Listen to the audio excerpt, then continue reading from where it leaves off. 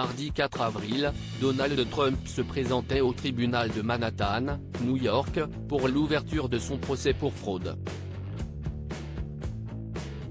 L'ancien président des États-Unis a été inculpé de 34 chefs d'accusation, pour lesquels il a plaidé non coupable.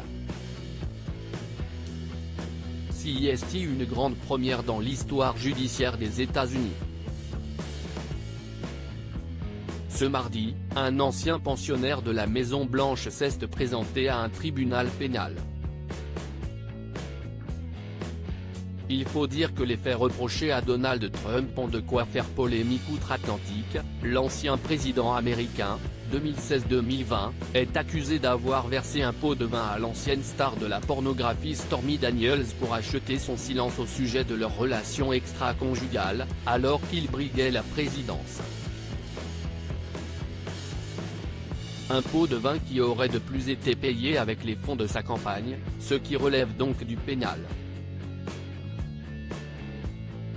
La semaine dernière, il avait été inculpé, avant d'exprimer sa colère sur son réseau social Truth. Ils me poursuivent de manière bidon et honteuse parce qu'ils savent que je suis aux côtés du peuple américain et que je ne peux pas bénéficier d'un procès équitable à New York, avait-il écrit. Veiller à ce que tous soient égaux devant la loi. Le mari de Melania Trump estime en effet qu'il s'agit d'une manœuvre politique, alors qu'il a annoncé sa candidature à l'élection présidentielle de 2024. Après une nuit dans la fameuse Trump Tower de New York, l'ancien président s'est dirigé vers le tribunal de Manhattan au milieu de centaines de supporters massés dans les rues de la Grosse Pomme.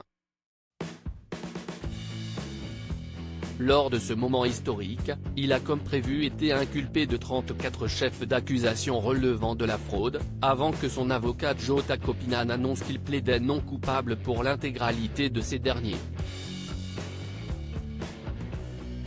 Sorti libre du tribunal, Donald Trump s'est immédiatement envolé vers sa résidence de Mar-a-Lago en Floride, d'où il doit donner une conférence de presse dans la soirée pour, sans doute, dénoncer à nouveau une manœuvre politique.